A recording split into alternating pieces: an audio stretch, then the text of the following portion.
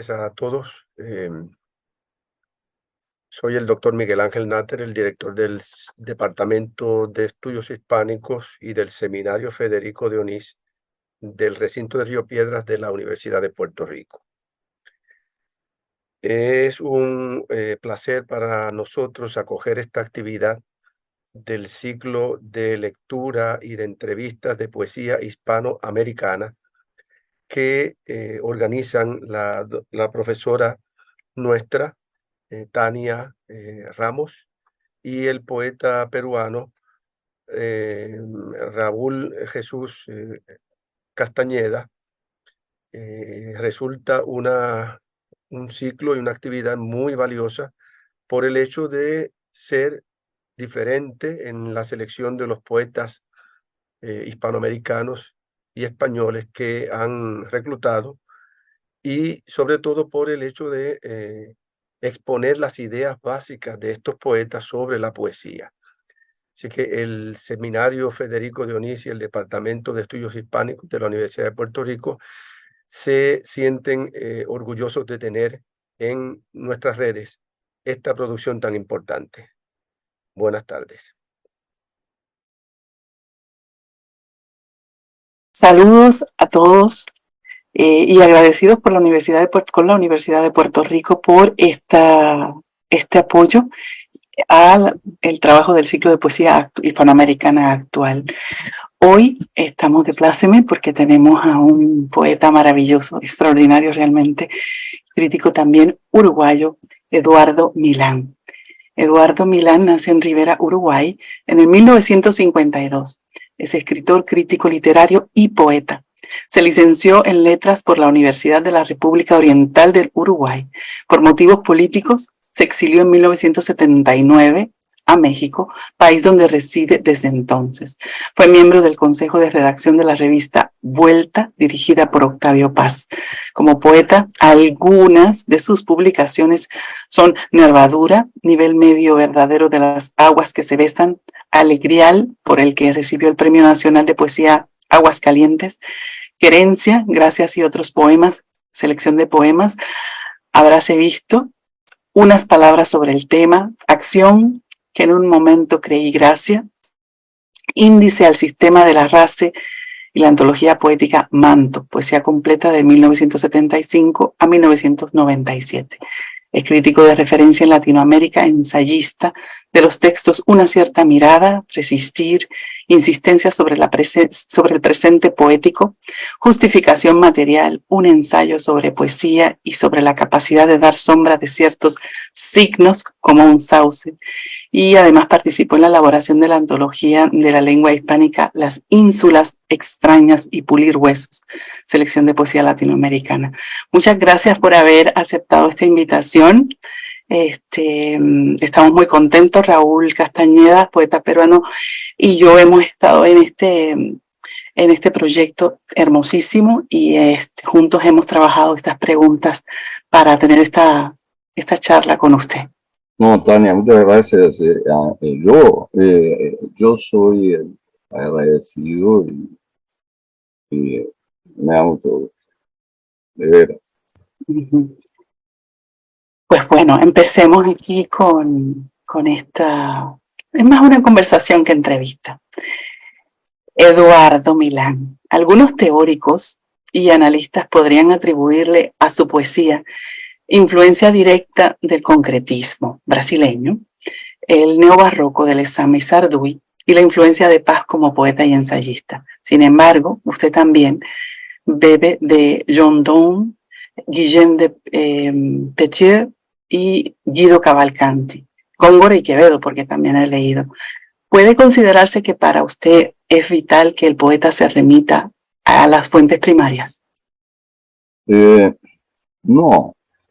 Mira, yo creo que las fuentes están como fuentes.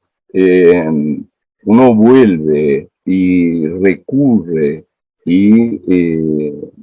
pero el agua de la fuente se escurre y uno va perdiendo con esa agua de la fuente.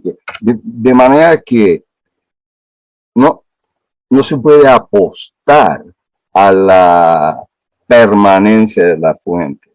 De manera que hay que estar refundando la mirada a la fuente. La fuente en sí no va a revitalizar tu mirada. Esto te toca a ti. Es verdad lo que dijiste en términos de referencias, por ejemplo, la referencia con los poetas concretos de Brasil viene por una cuestión de lengua. Yo soy hijo de madre brasileña, es mi lengua materna, de manera que siempre estuve familiarizado con la cultura brasileña, y eso te podría decir que es para mí una referencia siempre. Es verdad que el neobarroco, yo fui muy amigo de ciertos poetas neobarrocos como de Roberto Chavarren. También conocía a Néstor Perlonger, que es, bueno, a Sarduy lo conozco más bien de referencias, y el que está detrás de todo eso que les ama. Ahora, uno hace su, o yo, en la medida de lo posible, hago mío eso. No es algo que a lo cual yo me deba, y no es algo que me debe nada. Es un diálogo, y si hay diálogo funciona, y si no hay diálogo no funciona. Pero si no hay diálogo no funciona nada. Entonces, no hay ningún problema en eso.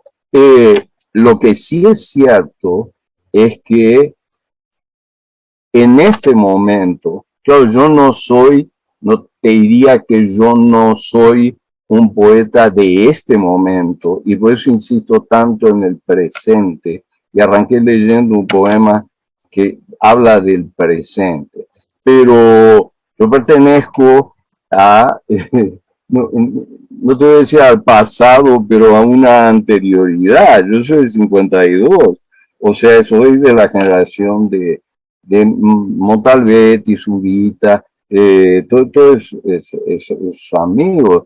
De manera que somos eso, que nació a mitad del siglo XX.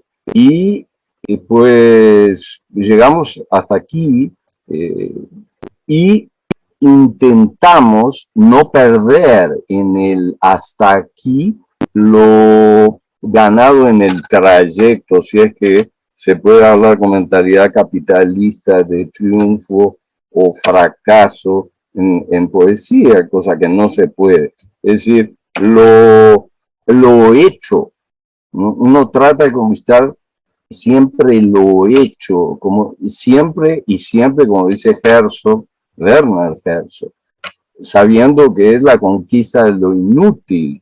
Y es lo bueno que tiene la poesía, porque tiene una radical inutilidad que te puede, si quisiera, pero no quiere, echar a perder una serie de triunfos, penachos, crestas, corolas y otros plumajes que se ponen los poetas. Pero lo que quiero decir es que ese plumerío se debe a una hiperproducción poética que se vive en la actualidad. Yo nunca vi tanta poesía junta, es decir, no voy a recorrer estanterías para ver qué hay. Yo sé que hay. Es como, digo, si tú tienes a un país como China actuando en la economía mundial, no tiene que haber una superproducción poética, una hiperproducción poética. Nadie, nadie se salva de esa realidad económica que te administra la vida, como decía Adorno. Vivimos vida administrada. si tenemos conciencia, nos va mejor que sin tenerla, porque no tener conciencia hoy en día es absolutamente penoso y lamentable. Desde el punto de vista de alguien que pertenece a los nacidos en 1952 bajo el signo de dragón, claro, en el horóscopo chino. No se puede escapar. Ahora, sí, quiero decir eso. Hoy en día es muy difícil distinguir un producto de otro. Es extremadamente parecido lo que se escribe, ¿sí? Entre sí. Ahora, si sirviera volver a Cavalcanti, si te salvara perché non spero di tornar già mai la teta in Toscana, vamos, ¿sí? Pero no te salva.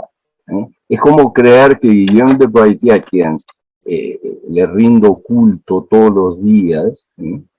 Para que no desaparezca de mi memoria, te va a salvar porque escribió en el siglo XI un poema absolutamente relativo, que es Farei Inverse de Draynien, hizo un poema sobre nada. A nadie se le ocurre hacer un poema sobre nada en el siglo XI, porque la nada del siglo XIX era Mallarmé. Bueno, eso te puede servir como diálogo, orientación y con una cierta conversación rulfiana con los muertos, pero ellos no están aquí. Ellos son una parte de tu memoria a la que tú acudes, ¿sí? No te salvan del presente, nada te salva del presente. Ok. Es un poco tajante, entiendo, pero con la edad, Tania, la afirmación a veces se vuelve necesaria. Okay. Usted señaló en una entrevista concedida a José Natarén que la ausencia de crítica, un poco así por lo que iba, nos revela nuestra parte animal. ¿Cuáles serían las consecuencias de mantenerse esta actitud general donde todo se acepta? Si yo confiara en el lenguaje poético como un lenguaje del sobreentendido, estaría despreocupado porque de alguna manera el diálogo o la enemistad o la polémica con la crítica no tiene mucha historia poética. Eso es resabio de la Ilustración. Y la Ilustración sabemos que es un proyecto absolutamente atrofiado. Entonces hay ahí ¿cómo sí? Hay, claro. Está el poema crítico, hablaba de Octavio, está el poema crítico, claro que está el poema crítico, y está mucho en la poesía latinoamericana desde Vallejo, ¿no? Y está desde el primer Neruda, el que, como decía él de Guillén, el bueno, o sea, el de Residencia en la Tierra, uno y dos, no el de Canto General, donde entran todos, una especie de arca de Noé. A mí no me interesa la potencia poética de alguien. A mí lo que me interesa es el residuo poético que deja alguien, ¿sí? Esa cuestión gestual, ademánica, no, ¿sí? Y porque perdió la crítica por el camino, no se puede enumerar tanto, hay mucha gente en América, mucho héroe, ¿sí? Que los proyectos heroicos hayan sido todos traicionados hasta el presente. Es una historia de Latinoamérica, un continente donde las cosas no cuajan, ¿sí? No se puede estar alimentando héroes toda la vida, ¿sí? Me quedo con la Residencia, sin duda. Me quedo con Trilce Vallejo, me quedo con Altazor, de Huidobro. Claro que sí, me quedo con eso. Pero eso es Latinoamérica también, poéticamente hablando. Eso sirve para quebrar una lanza o abrir un claro en la selva en una oscuridad como esta, donde todo parece claro, pero la claridad te puede matar. Sin duda. ¿Qué? Y pues, sí. ¿Por qué es un error que las nuevas generaciones, si podemos llamarle así, se separen del resto del arte o que al separarse lo que intentan, pregunto, ¿será que al separarse intentan prescindir de la crítica? Porque hay, ¿verdad? Usted ha puesto como unos hitos, unos momentos, ha hablado del residuo también, pero hay una cuestión generacional de separarse, ¿no? Ajá. Del resto del arte. ¿Cree que eso lo que intenta es prescindir de la crítica, como que no le Y lo que interesa? pasa es que la crítica, bueno, la crítica opera, para decirlo así, sobre la razón. Teóricamente es una aliada de la razón.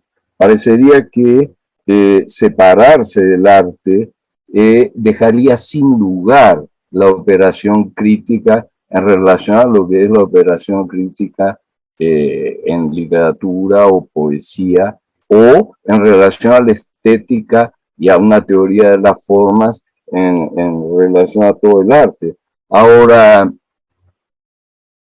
el gesto de separarse del arte da la impresión de que es también una cuestión donde se recae, ¿sí? Se vuelve a caer. Por ejemplo, en la época, en los 80s, cuando se había derrumbado el proyecto moderno y pasamos, parecería, digo, todo teóricamente formulado, que está el libro de Lyotard, la condición posmoderna del 79. Cuando entramos en el 80, había una cuestión de, había una especie de moda que era escribir mal.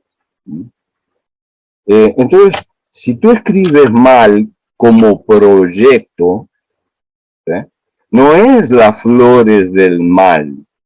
Una cosa es un Baudelaire planteándote un nivel de ruptura poética radical en 1848. Otra cosa es plantearla en 1980 desde el punto de vista de la escritura. Eso es una estupidez. Es decir, no se puede escribir mal. Se puede escribir y te sale mal, pero el mal como proyecto no es una flor, es un problema de torpeza, poéticamente hablando, hoy en día. Entonces sí hay, es verdad lo que dice, no quiero saber nada del arte, y lo tuyo qué es, ¿qué es esta habla? ¿Qué es este no arte programático vinculado a la escritura? Es una manera de huir de la teoría crítica, es una manera de huir del neoestructuralismo. No tiene mucho sentido para un nacido en 1952 que está acá hablando.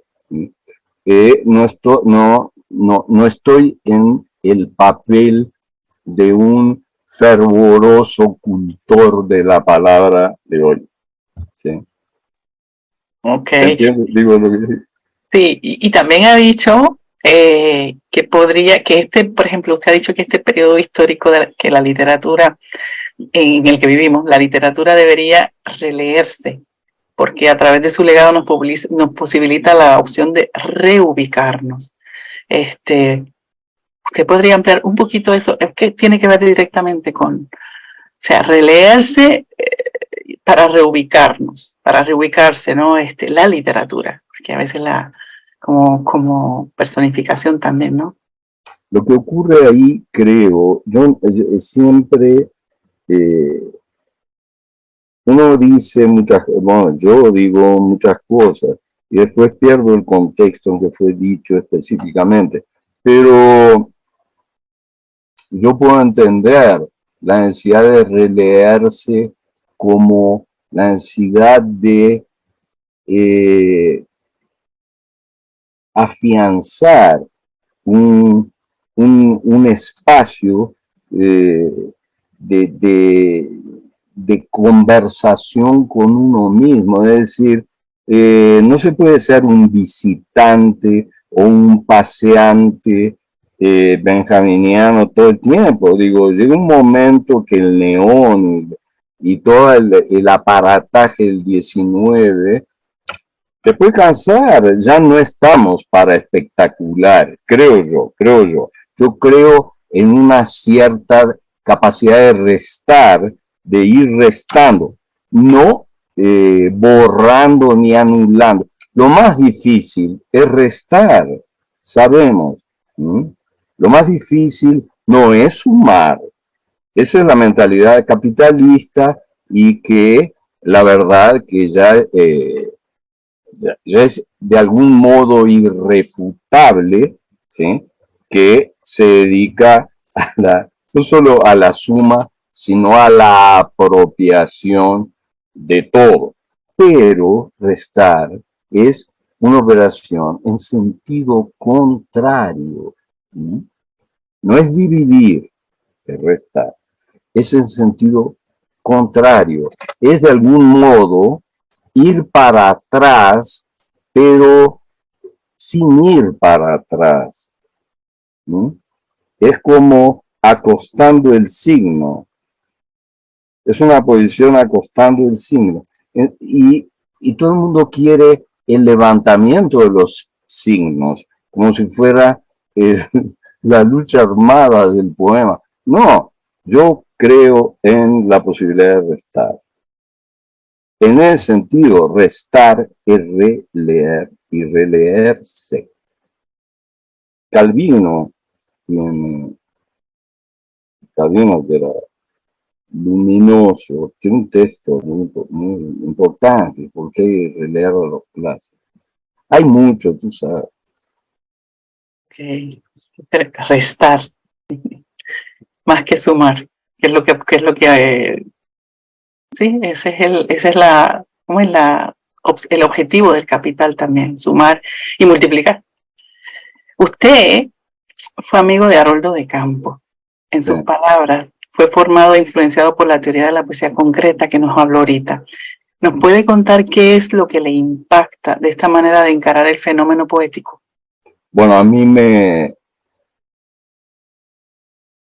mira, cuando yo vi, insisto, yo era muy familiarizado con la poesía concreta, con la poesía brasileña, pero leía algunos que son reivindicados como maestros de los concretos, como João Cabral de Melo Neto, que tiene un gran libro que se llama A Psicología da Composición.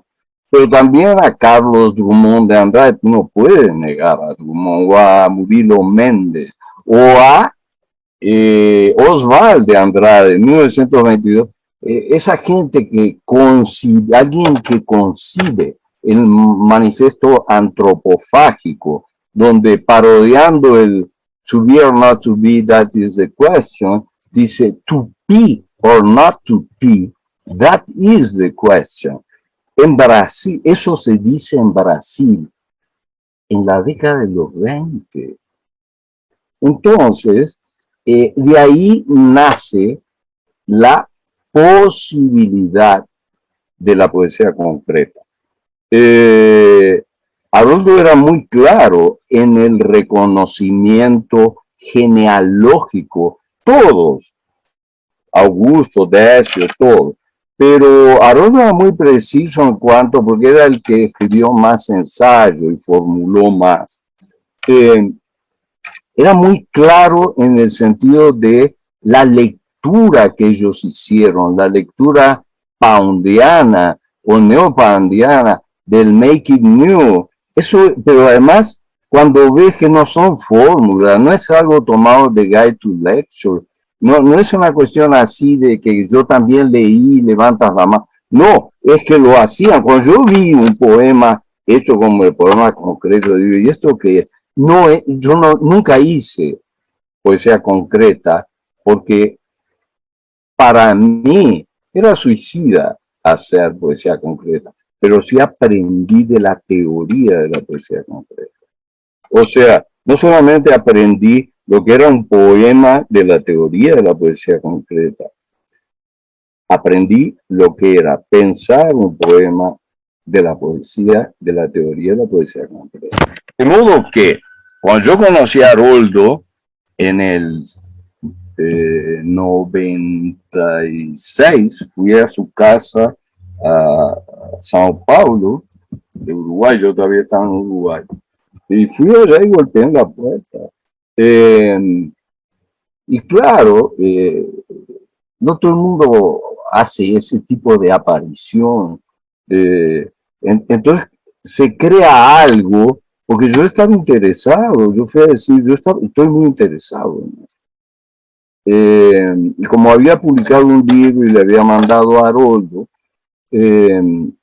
y Haroldo me había contestado, era un libro bastante experimental, o yo qué sé, como del 75, fui muy bien recibido por esa gente, realmente todavía me asombro, ¿sí? Y bueno, Haroldo varió mucho, los poetas concretos fueron muy golpeados por la crítica, incluso brasileña, y por la crítica de grandes poetas como Ferreira Aguilar, que tiene un libro que es A Luta Corporal de los 50, es un libro realmente genial. Ya después no. Pero Haroldo sabía, quiero decir, Haroldo tenía una visión, era, digo, Octavio, en una correspondencia sobre la traducción de Blanco al portugués que hizo Haroldo, el resultado es una serie de cartas cruzadas, que es la correspondencia sobre la traducción de Blanco. El reconocimiento de Octavio de lo que era la poesía concreta, sin que Octavio hiciera poesía concreta, hizo unas cosas ahí medio extrañas que no me gustan mucho porque no es blanco, es topoemas o discos visuales, pero influido por el concretismo brasileño. O sea, se puede tirar así esa cuestión de ya pasó, ya pasó, no, en realidad no pasó nada.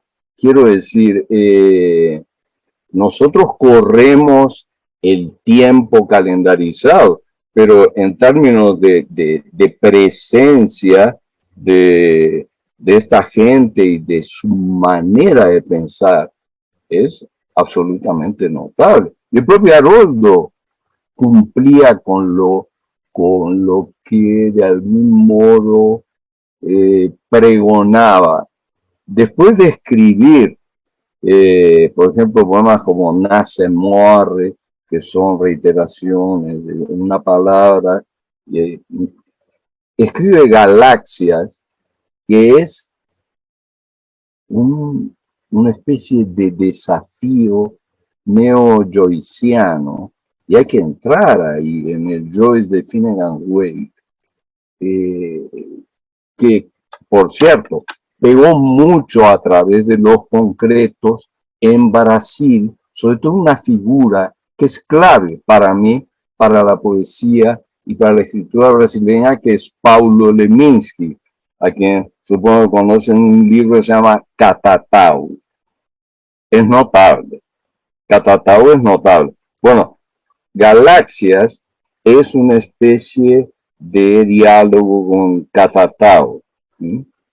Catatau tiene un personaje que es, en el poema es Renatus Cartesius, o sea, René Descartes, que aparece en la Amazonia, ¿sí? Es decir, bueno, ahí después es una especie de trabazón significante interminable, pero son unos desafíos lingüísticos que ya no sé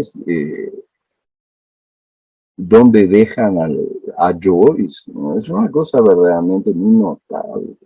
Ahora, Haroldo fue fiel hasta el último momento a lo que creía, o sea, no era alguien que se traicionara, como decía él mismo, por un lugar al sol, ¿no? No, es si yo quiero ética, pues la ética está ahí, ellos señalan una dimensión ética, poética, verdaderamente notable, ¿sí? Ahora, eso le sirve a algunos y no le sirve a otros, ¿sí? Hay gente que no quiere saber de eso, que no siente ningún compromiso con nada, que no viene de ningún lado y lo inventó todo anteayer. Bueno, mira, no es mi caso.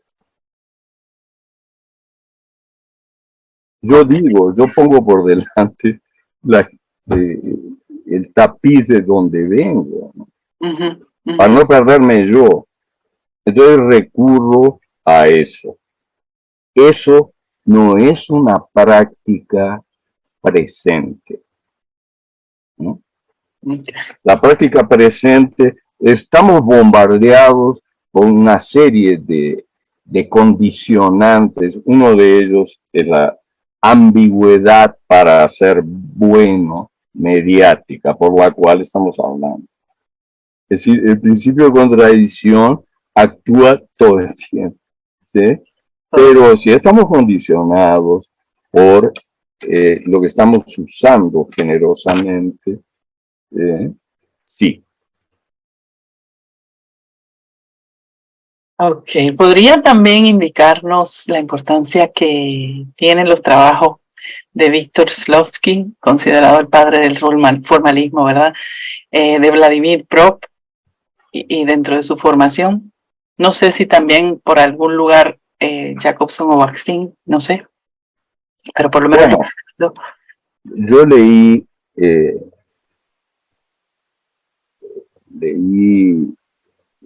mi formación humanitaria, todo entre comillas, donde aparece la palabra humana que pone comillas, pero sobre todo humanidades, hoy en día, cuando estuve en humanidades, mis maestros, que eran realmente extraordinarios, eh, pues incluían formalismo ruso, y como además estaba tan pegado con la poesía, estaba pegado con Mayakovsky, estaba pegado con Kliernikov, estaba pegado con Mandelstam, todavía Stalin, Lenin no había muerto, Stalin todavía no había empezado a perseguir a todo el mundo y no había mostrado la Unión Soviética la cara verdadera.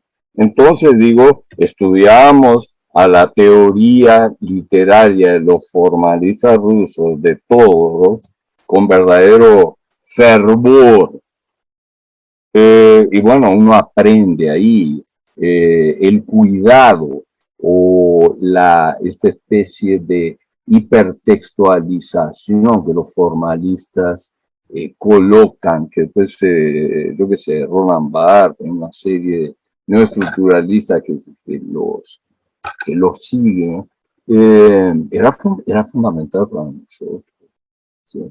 Ahora, si de algún modo ellos tienen algún tipo de influencia en lo que, no sé, yo creo que no, lo tengo como formación, como por ejemplo Jacobson, ¿no? Que hoy en día está tan discutido, los ensayos de poética, era de los que te abría camino, esa gente abrió camino, ¿no?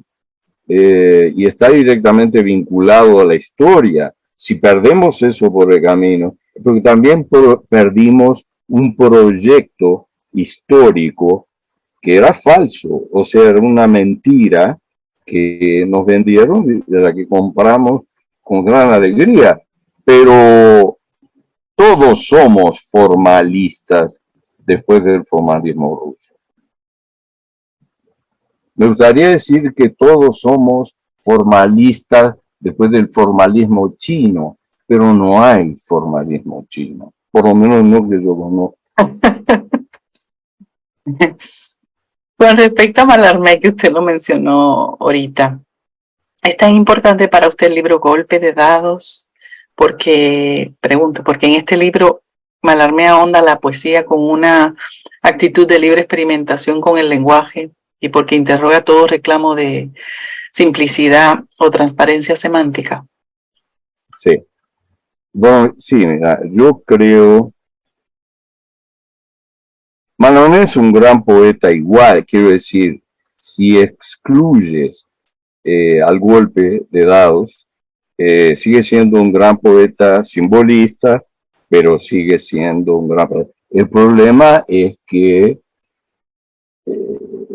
el susto, porque fue una especie de susto que pegó con el golpe de dados, fue, digo, si tú lees eso hoy, en el contexto del siglo XIX, creo que está publicado en el 87. Es una cosa verdaderamente brutal. Bueno, pero lo que es más que brutal por el hecho en sí, por el fenómeno ahí, por el golpe ahí, es la conciencia que tiene Mallarmé lo que está haciendo. En el prefacio, en el umbral que se llama, ¿no? El prefacio.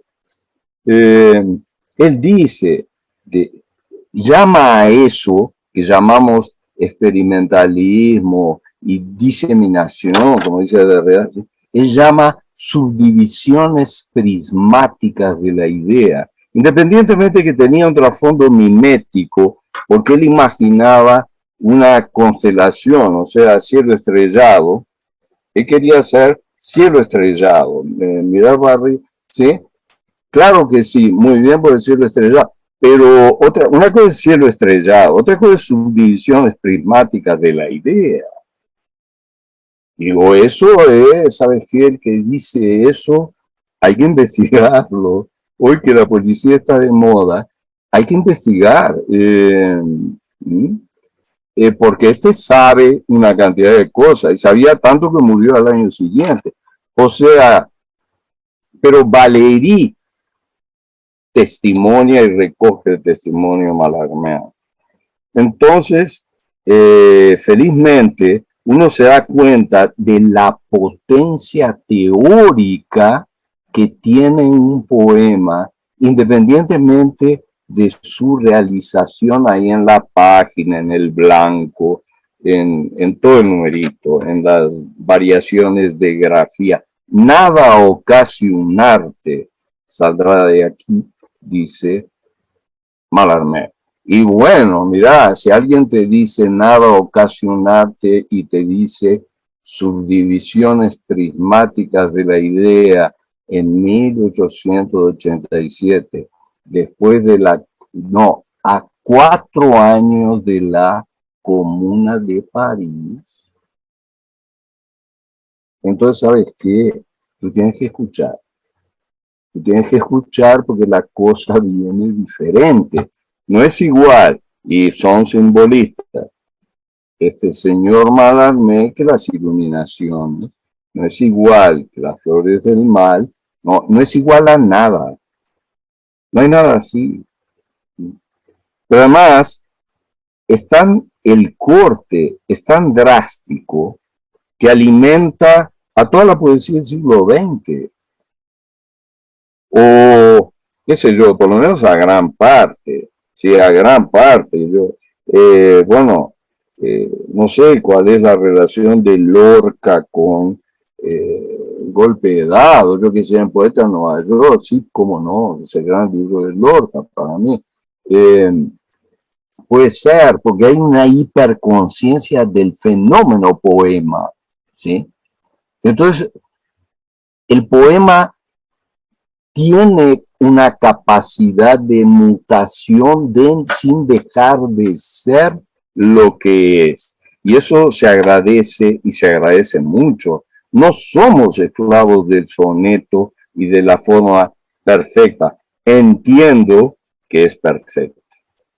Entiendo que es fundamental que haya existido, pero tenemos derecho a abrir. Y el soneto es una forma cerrada. Es perfecta, pero es cerrada. Con Mallarmé lo que hacemos es abrir la forma, como si hubiera algo adentro. No hay nada, y él lo dice y te lo muestra, ¿sí? Nada por acá, nada por acá, blanco por acá, solo palabra. Sí, pero lo abrió, ¿sí? Era algo que se podía abrir, era un objeto que toleraba la apertura. Eso se agradece mucho. Ok. Hablando sobre también a un periodista sobre Mallarmé, en la revista, se llama Revista de Libros, usted señala que los poetas actuales se dividen en dos grupos: los que aceptan el legado de Mallarmé, leído por las vanguardias, y los que ignoran esta herencia y viven de otros presupuestos poéticos. ¿Qué presupuestos o hipótesis son las que manejan estos grupos que niegan esa herencia de Baudelaire, Mallarmé, quizás Rimbaud también? De algún modo, yo me refiero a esos poetas como los que de algún modo se rehúsan a aceptar una crisis del poema y de la poesía que hay en el siglo XIX. La palabra crisis significa cambio y peligro. Hay un ideograma. Bueno, el cambio es peligroso. El miedo a ese peligro del cambio es que el poema deje de ser poema y uno, por seguir esa nueva huella o esa resonancia, termine olvidando a Cavalcanti, a Guillaume de Poitiers, a Dante, así. Y uno no olvidó nada. Pero uno no puede seguir en la repetición de lo ya sabido para que no se esfume, se diluya o se pierda algo que es vital para uno. Hay una cuestión que los concretos siempre enseñaron, y hay una divisa de Augusto de Campos que dice: poesía es riesgo, es riesgo. Entonces, si no hay menor riesgo, es decir, si es un acto de autocomplacencia afirmativa, porque tenemos que conquistar un lugar en el espacio, y es verdad, hay que conquistar un lugar en el espacio, siempre y cuando no sea la conquista del espacio, porque ahí aparecen nuestros amigos ideogramáticos chinos, rusos. Entonces, mejor no. Lo que yo diría es que uno puede hacerse consciente de una crisis y manejar la crisis. Yo creo que hay una cierta historicidad en la poesía. La palabra es delicadísima, porque la historia parece como la gran enemiga de la poesía, pero eso no quiere decir que no exista. Eso no quiere decir que los poemas no estén marcados por un grado de historicidad que es su época. Entonces, si yo quiero hacer de cuenta que no hubo crisis con Mallarmé, o que Mallarmé no era producto de una crisis, pues de alguna manera yo estoy negando un siglo entero, que para mí es fundamental. En ese siglo, yo puedo decir que nada cuajó, pero es un siglo que da al romanticismo, que no es cualquier cosa. Para mí es el movimiento más importante, sobre todo el romanticismo de Hölderlin, de Pan y Vino, esos, ¿sí? Bueno, es decir, gente que pone porque venía. claro, si tú fuiste compañero de Hegel de cuarto cuando eras estudiante, y bueno, tienes que enloquecer porque entiendo el cuento, todo el relato queda bien clarito, pero lo que me importa es que lo digas en el poema.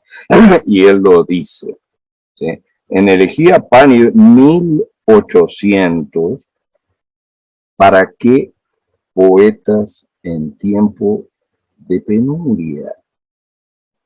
Eh, Eso te plantea una especie de escala interpretativa que la puedes desarrollar. ¿Qué es la penuria y desde cuándo la poesía es el territorio de la felicidad? Eh, Penuria es penar. Por ejemplo, Heidegger, que sigue directamente al Hölderlin de Pan y Vino y toda la reflexión, pone la época él llama pobreza a esto, a la penuria Hölderliniana. Ahora, es pobreza de espíritu y eso manejado te puede llevar al nazismo. Ahora, eso es histórico. Entonces, si yo digo, si tú justificas, mira, fíjate bien, fulano, si justificas una crisis de poesía en el 19, todo esto termina en Hitler o en Stalin con el formalismo ruso. Ah, bueno, pero entonces estamos todos perdidos. ¿Sí? Entonces vamos a negar la historia porque no se convierta más adelante, quién sabe cuándo, en el relato que ya sabemos, porque sería una mirada retrospectiva en lo contrario, en lo peor. ¿no? No hay nada más antipoético que el nazismo o que el stalinismo. Entonces no, pero si uno realmente reconoce los grados de historicidad epocal, yo creo que uno, por mínimo decoro, porque somos de condición efímera, reconoce la temporalidad de la cosa, ¿sí? Hay una crisis en el siglo XIX del poema, del lenguaje poético y de la forma. ¿Cómo lo tomas en el siglo XX? Es otra cosa. Y en el siglo XXI es otra cosa y te ves. Pero, ¿qué hay ahí?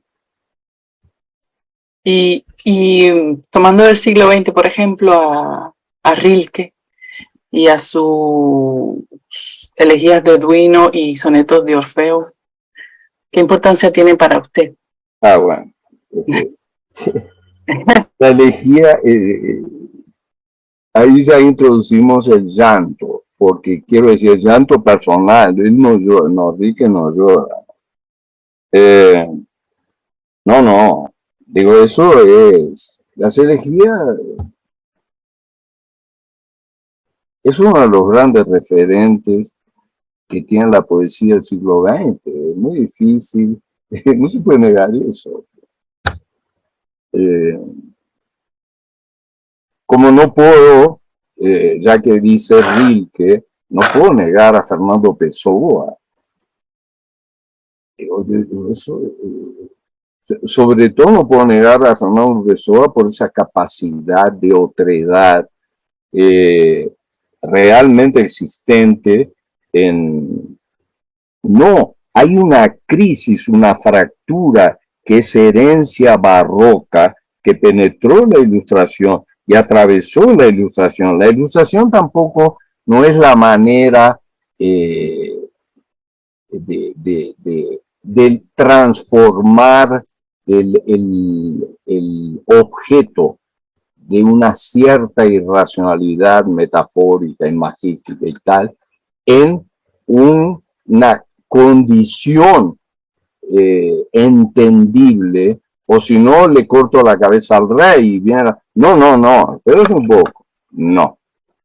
Pero sí afecta, y es el lamento, es una elegía, es el lamento elegíaco. Decía Rilke, es que ya no hay manzanas, hay manzanas americanas. ¿cómo dijo eso? Yo cuando leí eso, digo, ¿cómo es posible que el tipo haya dicho hay manzanas americanas oponiéndolo a lo genérico? ¿Cómo se dio cuenta de que en efecto no había manzanas, que ya no hay manzanas? ¿Sí? Es la pérdida, como dice él, del lar, L-A-R, que en portugués quiere decir hogar. O sea, es la querencia, lo querido. El hombre ya no tiene lugar de lo que o para lo querido. Habría que pensar si queremos hoy, en el sentido en que querían ayer. Aparentemente sí, el deseo es el mismo y Freud navega en cualquier tipo de agua. No estoy tan seguro. O sea, reconozco a Rilke como un capítulo aparte, como reconozco a Pound, a Williams, a todos los modernos norteamericanos que para mí son de lo mejor, y apesó a cómo los grandes antenas, para citar a Pound, de una especie que fue profundamente tocada, la poética, en el siglo XIX por esa crisis, que dejó testimonio. Porque una cosa es empezar, insisto, con Wordsworth, con Coleridge, y otra cosa es terminar con Hölderlin. ¿Sí? Y luego, eso es en el mismo movimiento romántico, pero luego, al final del siglo, donde pasó todo, incluso el nacimiento de Marx, terminar con Mallarmé y el golpe de agua. Es decir, no puedes negar eso. Algo pasó ahí, no puedes saltar del siglo XVIII al siglo XX. No yo.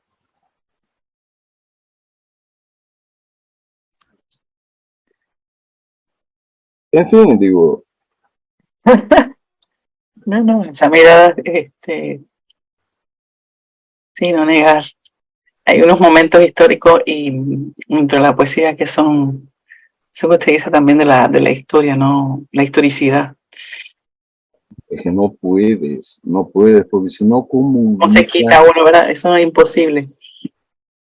Es que no, es que no hay, no hay forma, uno quisiera, el mismo tiempo te tienta la intemporalidad, ¿sí? Necesitamos el no tiempo, lo necesitamos. Y la poesía siempre juega y coquetea con esa dimensión, pero está históricamente marcada. Está. No, que eso no significa, y no significa en lo que digo, una pleitesía o un rendir cuentas a una dimensión ideológica del tiempo o de la historia. No. Eso significa estar situado en una dimensión que toca todos los niveles de lo que se puede entender por realidad en un momento. Que uno viva en un momento de melancolía, como dice Traverso. Bueno, sí, hay una gran melancolía disfrazada de falsas euforias mediáticas y de todo un cuento precisamente chino de que esto va, de que vamos bien. Claro, al abismo se puede ir bien o mal, pero no cambia el destino. Okay. Y regresando aquí ahora a México y a su relación, ¿verdad? Con Octavio Paz. Leí que Octavio Paz hizo algo insólito. Le ofrece escribir una columna mensual sobre poesía en la revista Vuelta, para que hablara de lo que no se habla, o de lo que no se hablaba, perdón, en México. Y lo peor de todo, ¿sabes qué es, Tania? es verdad, quiero decir. Eh, Octavio me ofreció en un momento la secretaría de redacción de Vuelta, y el que era secretario iba a pasar a Aurelio, un poeta que me gusta mucho, pasaba jefe de redacción. Entonces yo dije que no podía, quiero decir que no aceptaba, porque no lo podía creer, porque de alguna manera eso no se puede rechazar. ¿Sabes por qué lo rechacé? Pues yo no sabía hacer nada. Es decir, iba a estar ahí y me iban a mirar todo. Digo, a ver cómo, digo, escribía algo. Quiero decir, escribo con 2 dedos. Entonces digo, no voy a ser editor, secretario de redacción de una revista, ¿sí? Eh, y no sé editar, no sé editar. Bueno, no puedo. Entonces Octavio dijo, bueno, escriba usted una columna. Y yo pensé, digo, bueno, pero Octavio, no hay columnas en Vuelta. Y dice, funde una columna. Ah, bueno, no, está bien, claro, fundamos una columna. Y claro, una columna, entonces, aquello que fue de lo mejor, porque me levantó, yo no estaba bien, quiero decir, me levantó, era en el 86. Me levantó, y bueno, eso es un radical agradecimiento que le tengo a Paz, porque, claro, bien los bemoles, ¿no? Cuando tienes eso ahí que no tiene nadie, resulta que todo el mundo lo quiere. Entonces empezó, como además hablaba de cosas que no habían acá, por ejemplo, hablaba del neobarroco, hablaba de, y había gente que creía que yo estaba inventando. Yo no estaba inventando. Quiero decir, tenía los libros y, y bueno, duró lo que duró, ¿sí? Y se acabó. Y qué bueno, porque duró como 5 años. Intensamente duró 3. Todos los meses, todos los meses, todos los meses. Y como tenía el contacto, o los contactos con España, con el Cono Sur, con Brasil, de algún modo era ideal. Además escribía bien, porque yo escribía bien eso.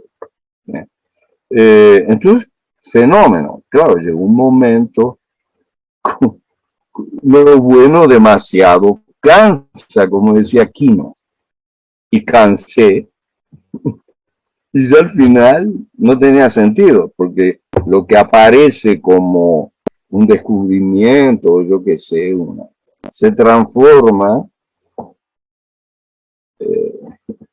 se puede transformar en lo contrario. Pero es real. Octavio quebró, me dio algo impagable en el sentido de que no te lo da nadie. Tuve suerte, digamos que tuve suerte. Okay.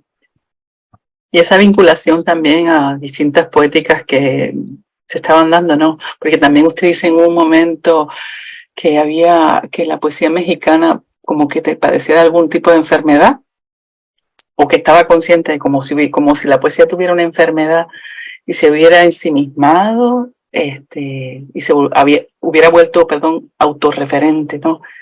Y entonces hubo esa inquietud en esa incesante, bueno, la necesidad de vincular, ¿verdad? Estas distintas poéticas que se estaban dando a partir de la revista Vuelta, como puente, ¿no? El problema es la circulación. Es verdad que cuando yo llegué aquí yo vi un ensimismamiento en el sentido de un culto eh, a la propia tradición, que es muy rica. El movimiento contemporáneo, por lo menos para mí, eh, es notable, y hay poetas fuera de movimiento como José Carlos Becerra, o el mismo fundador de todo esto, que Ramón López Velarde, son grandes poetas, ¿no?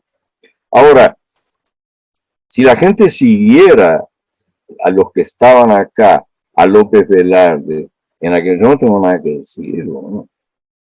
Pero tú no puedes hacer una especie de escritura paralela siempre a muerte sin fin, sin ser gorostiza y librarla, como dicen acá, ¿no? Gorostiza hay uno, hay una muerte sin fin. Ese poema. Y no se puede transformar una tradición poética en una especie de cosa sin fin que se retroalimenta, porque para retroalimentarse tienes que tomar desde afuera, sino con qué energía, terminas autoconsumiéndote. Eso es una cosa física, no da ni siquiera para pensar. Y bueno, sí, entonces lo que me dio Octavio allí ayudó, claro, aparece lo que no te quiere. Bueno, así es el cuento, ¿no?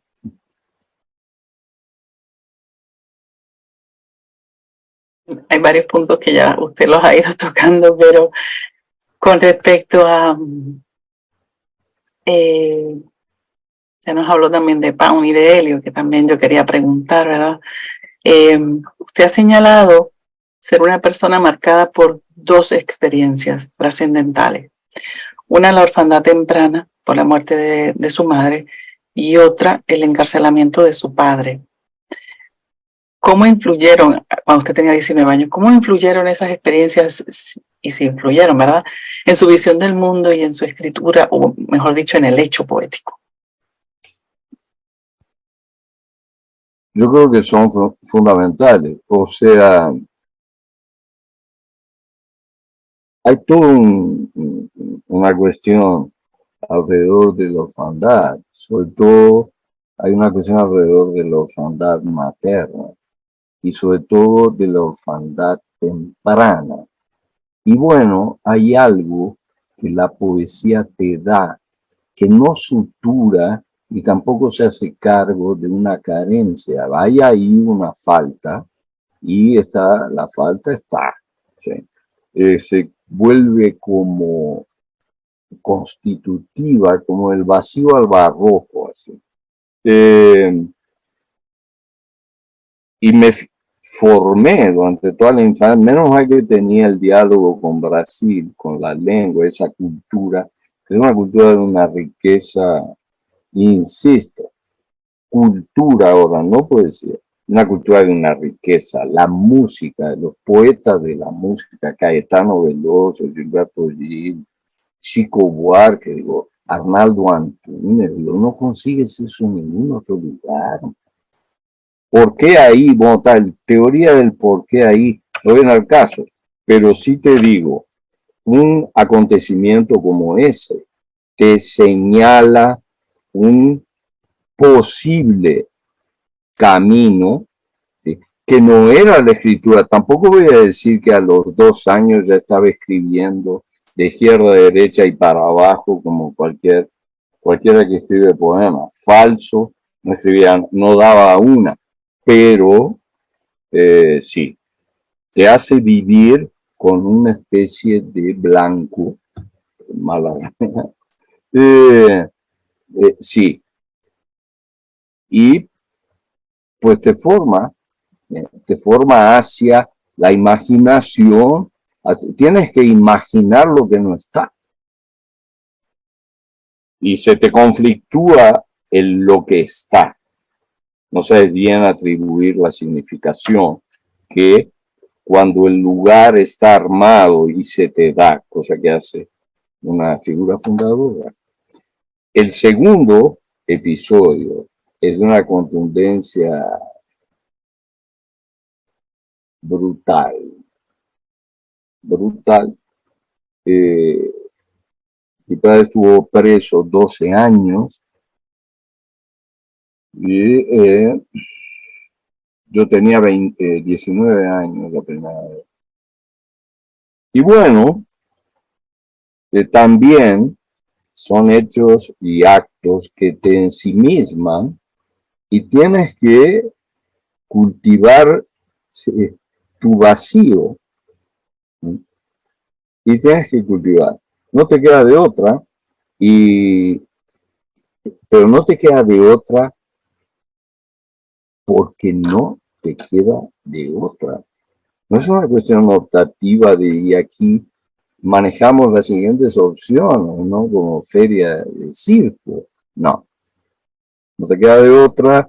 Entonces, claro, viene para acabar pronto, viene el horizonte cerrado y por suerte tengo amigos acá. Yo arranqué rumbo a Venezuela y bueno, agradezco a José Emilio Pacheco que me lo encontré en aquel momento, en el 79.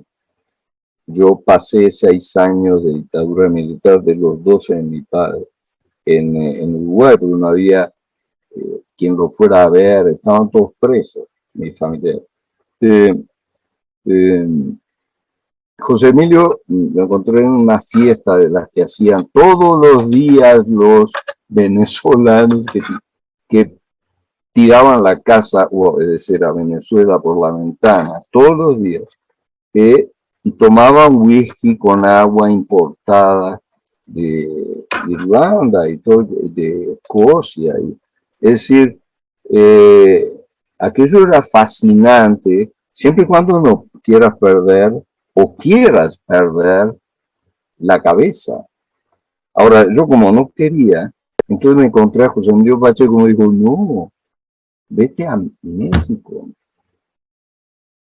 Y como tenía amigos acá, Enrique Fierro, a quien le dediqué un poema leído ahora, que es poeta de Ida Vitale, que era su pareja.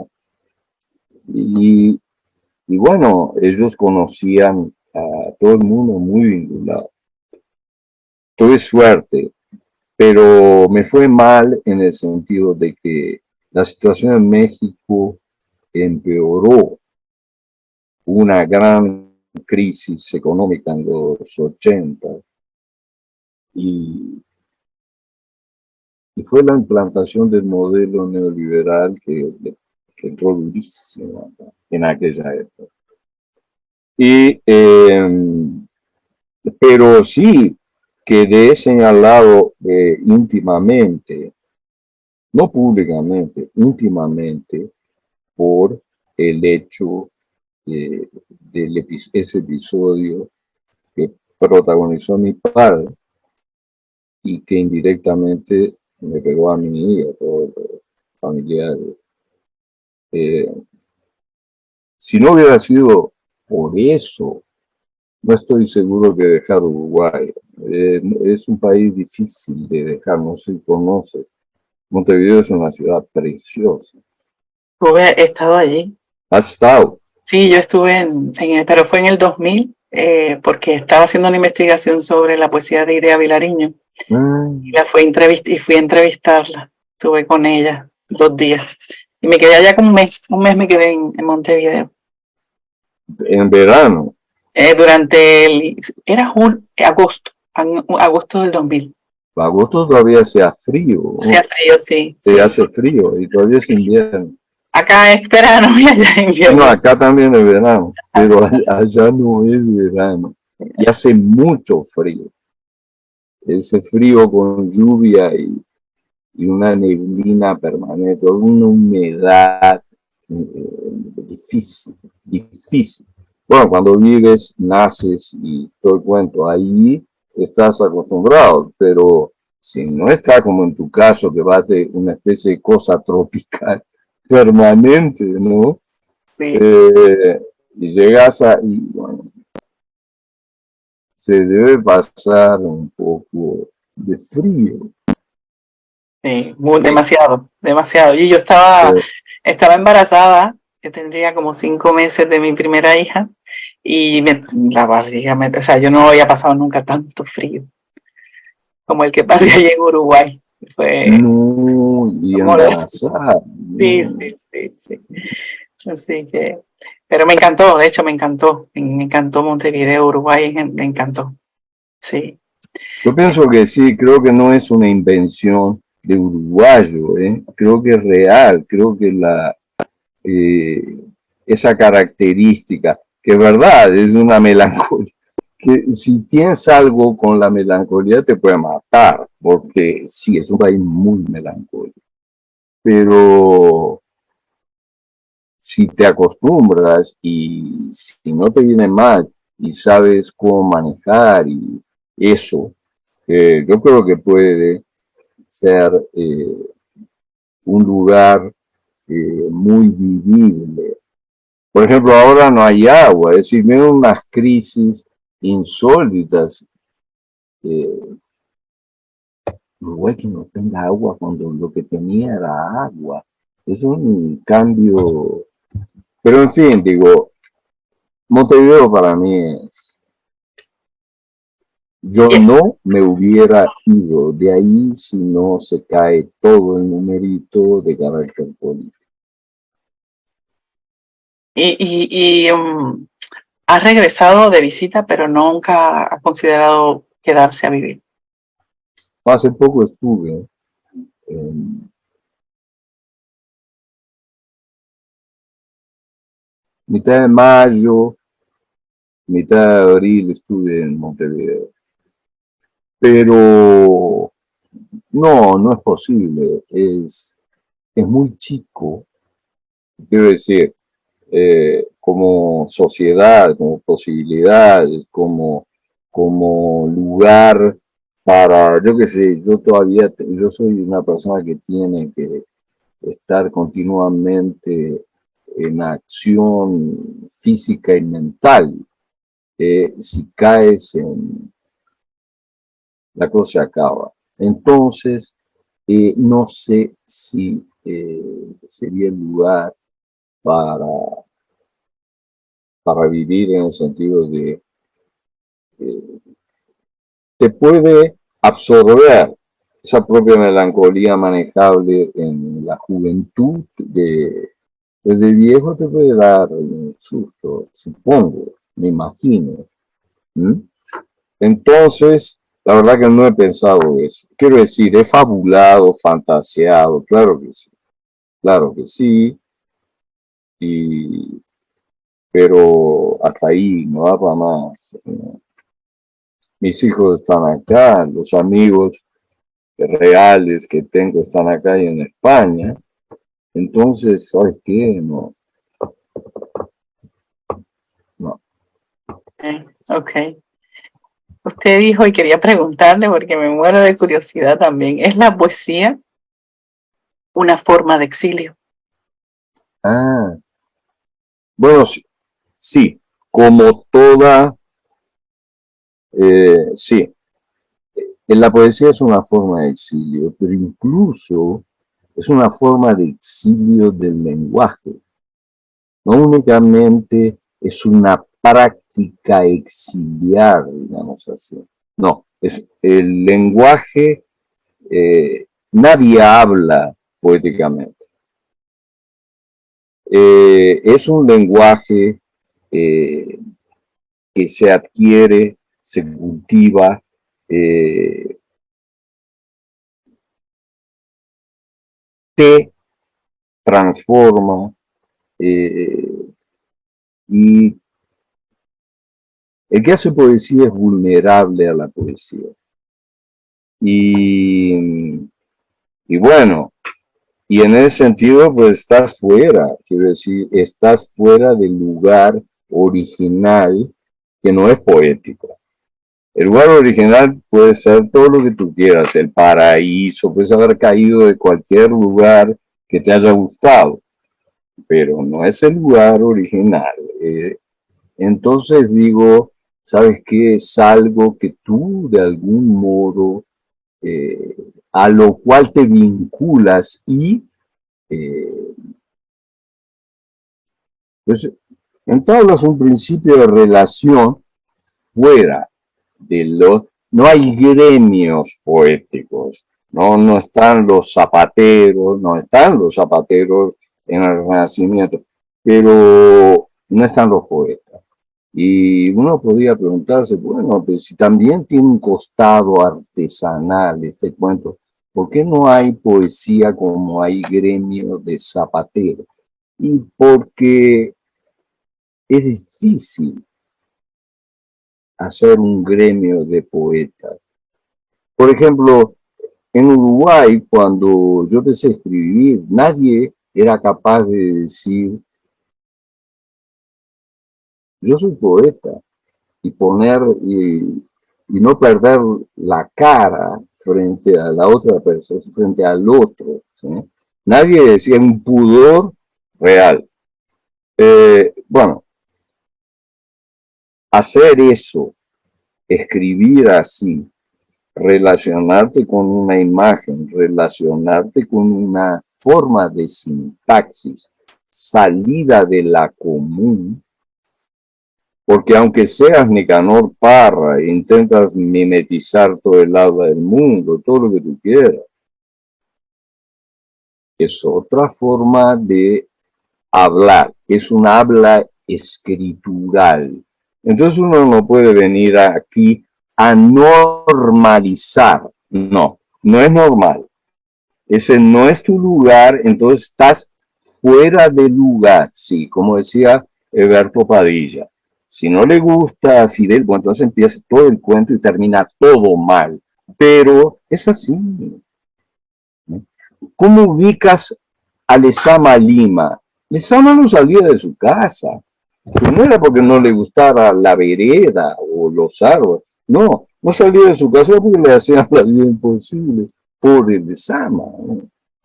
Ahora, consecuencia, respuesta, escribes Las Eras Imaginarias, que es uno de los mayores libros del mundo. Así para hablar como, pues ya para ponerte en Borges.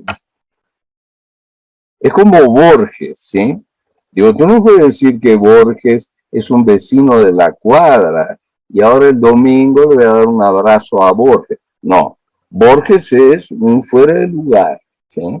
¿Mm? Se puede decir que está exiliado. Es decir, el exilio es un lugar que de algún modo te impone el cultivo de esa escritura, quieras o no, ¿sí? Uno entra jubilosamente, con gran alegría y tal, pero te das cuenta luego cuando te vinculas con el lenguaje que es diferente de lo que tú imaginabas, si es que imaginabas que era. O sea, todavía se vinculaba en Uruguay al poeta con alguien un poco ridículo, un poco mimo, una especie de... Y todo eso es verdad. O una cosa payasesca, ¿sí? Ponerte a declamar. Claro, siempre en una cosa, ¿cómo te diré? Decorosa. No me interesa el Festival de Medellín. No me interesa leer medio poema con 1000 tipos alrededor que van a leer medio poemas y entre todos hacemos una costura de los medios poemas que gritan en un momento. La poesía no se vende. La poesía no se vende. Lo que se vende son los libros de poesía, donde está la poesía adentro.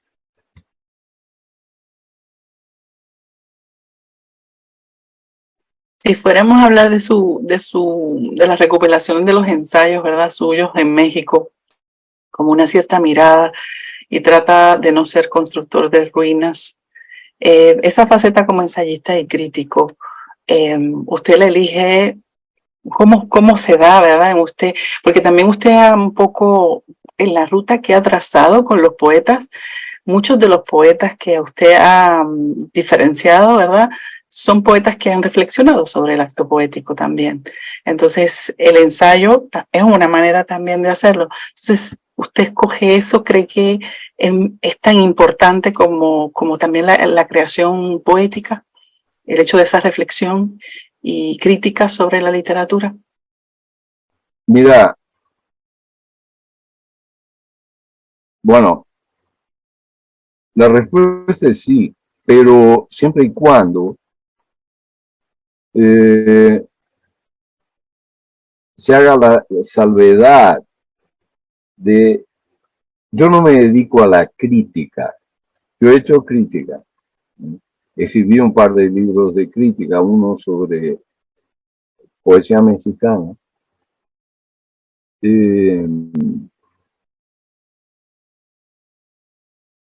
pero hay una cosa que sí me considero, aparte de poeta, que es ensayista, que no es igual que ser crítico.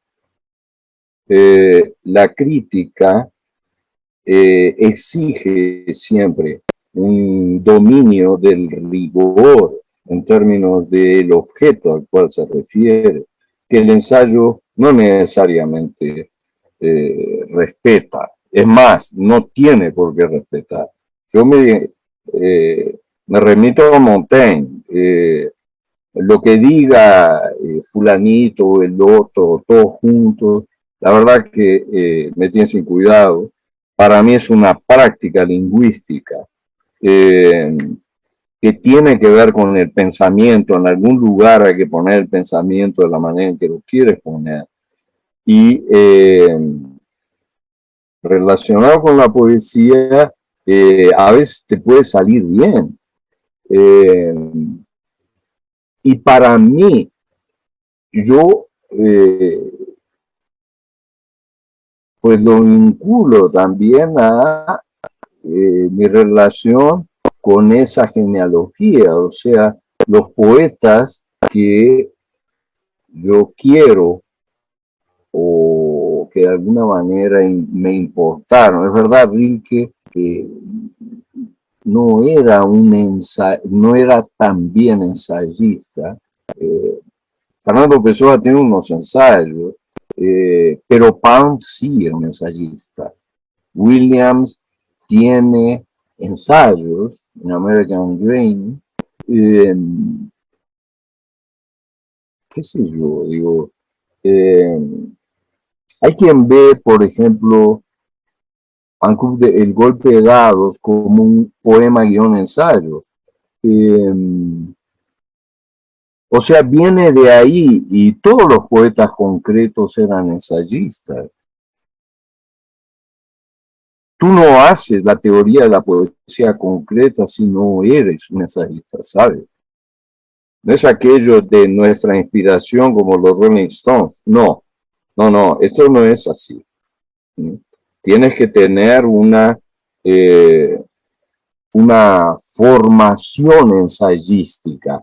Ahora, hay un ensayo libre y hay un ensayo cautivo, para decirlo así. A mí me interesa el ensayo libre. O sea, que el tema, que es el tema que subyace, que es la poesía, te dé libertad y no te la quite. Eso para mí es fundamental. Y, y en ese sentido, eh, hay cosas que para mí escritas que son realmente importantes. Hay un librito que se llama Visión de 4 poemas y el poema que no está. ¿Qué es eso? Es una lectura ensayístico libre de Blanco, Advertencia al lector, El desierto de Atacama, Hospital Británico de Biel Temperley, y después el poema que no está, que es un ensayo sobre la ausencia de lo que todavía no se hace cosa o fenómeno. Eso me interesa, ¿ves? Ese tipo de cosas así.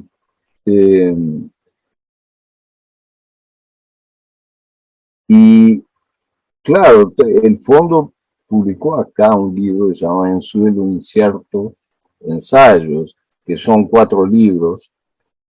Los primeros 4 libros, creo que son 4, 5, no es 4, que escribí, pero yo me he dejado de escribir, quiero decir, es una parte, ¿está? Y bueno, sí, para mí es muy importante. Claro, siempre y cuando reconozca que la base de todo esto es la poesía.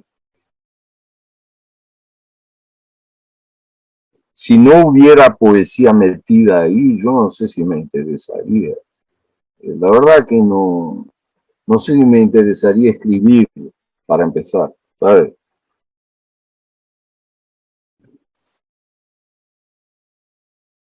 Bueno, últimas 2 preguntas. Está súper interesante todo, la verdad. Esta es una sociedad en la que le rinde culto a la inmediatez. Se lo ha dicho también de manera, ¿verdad?, dentro de la conversación. A la actualización del minuto a minuto en las redes, a los nuevos autores. Lees, perdón, suficiente con la sobreexposición y la documentación visual con retoque incluido de sus procesos, ¿verdad? Estaba mencionando también ahorita, de esa proliferación, ¿no? ¿Qué se pierde en esta vorágine técnica de inmortalizarlo todo? Eso era una conquista, ¿no? Y ahora se tradujo en una especie de banalización, que es la moda del podcast. Es una especie de cosa de que todo el mundo tiene que, es eso lo que dice, ¿no? Todo el mundo debe dejar constancia de todo. Yo detesto eso. Así para ser breve, una palabra frontal, detesto todo eso. Es decir, no se puede. Uno no es... a mí me encanta el cine, pero uno no es Hollywood, uno no es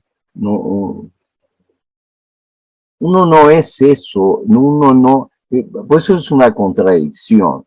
El diario de poesía, por ejemplo, claro, hay una publicación que se llama así, pero el llevar un diario poético, un diario de escritura y todo, era una conquista, era una especie de, acá existe una palabra, bueno, en español existe una palabra que se llama bitácora. A mí la palabra de veras es una palabra que yo no sé cómo la inventé. No sé cómo se dice bitácora y se sigue caminando y respirando. Hay algo que me impide decir bitácora. Bueno, pero bueno, no. Quiero decir, uno no es eso. Uno no es una figura del espectáculo y no es un espectacular. Es decir, ahí depende de la autoconciencia que tengas, ¿sabes? Porque, como dices tú, está todo permitido y hay lugar para eso. Es una especie de confesiones de San Agustín, pero generalizada. A todo el mundo le entró el pecado visual, o mejor dicho, el pecado no visual, y ahora todos se confiesan visualmente. Y bueno, mira,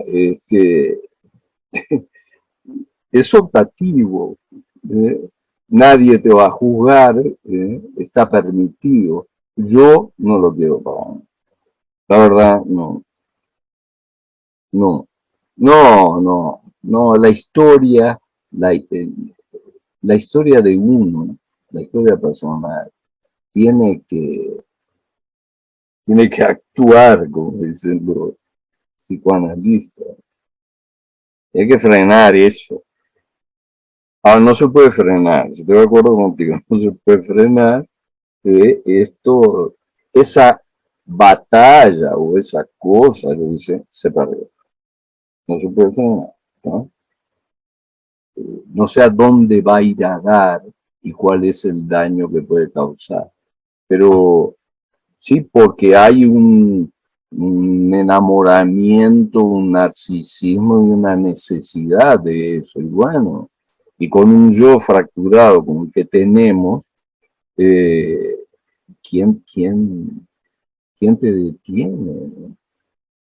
Ingresar eso como necesidad poética es totalmente falso. No hay, hay vínculo obligado, prepotente entre una cosa y la otra. De lo contrario, nadie pide que o demanda ese tipo de, de acto exhibicionista. Eso es lo que es. Y ¿Eh? la última pregunta, usted señala que en su generación escribir poesía tenía un vínculo con el pensamiento, ¿no? Identifica en la actualidad en el que la mera expresión puede ser considerada como poesía algún grupo que posibilite un espacio de reflexión. Habrá. No sé, quiero decir, no me viene nada a la cabeza.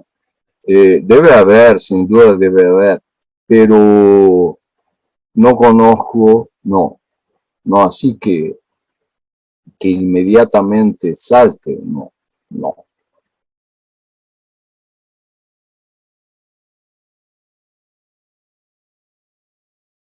Curiosa pregunta, digo, importante, no, fíjate que no, porque ahora lo que sigue sería preguntar, ¿y por qué no?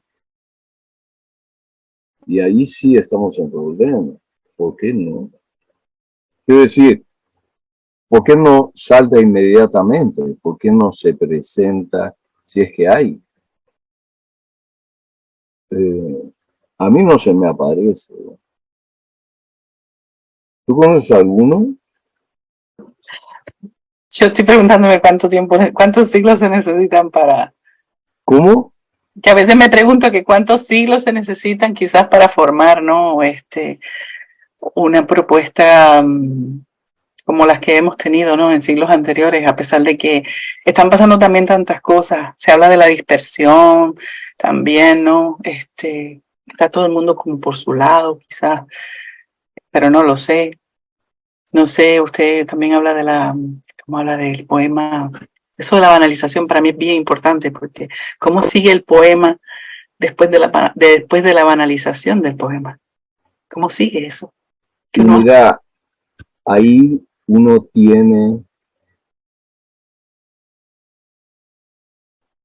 es que el poema depende del modo de relación que entables con él. De manera que el poema espera, el poema espera esa o espera de ese modo de relación. No todo el mundo se relaciona igual con un poema. Y, y bueno, esa conciencia del diferir del vínculo te tiene que servir, te tiene que servir para orientarte, porque como dices, el nivel, sí, porque hay un nivel como caótico, claro, es un nivel caótico guión simpático, pero no deja de ser caótico. Entonces, porque claro, no tiene aquella cosa de terror aliada a la palabra caos que hemos aprendido, pero si hay una parte eh, de confusión, mira, el gran problema para mí ahora, y no sé hasta cuándo no va a ser, es la confusión. En mi época, o sea, en mi generación, a la gente le preocupaba muchísimo confundirse. Hoy es un acto jubiloso. Uno se confunde con alegría. ¿Sí? Entonces ahí que, ¿yo qué voy a decir? ¿Cómo voy a decir algo?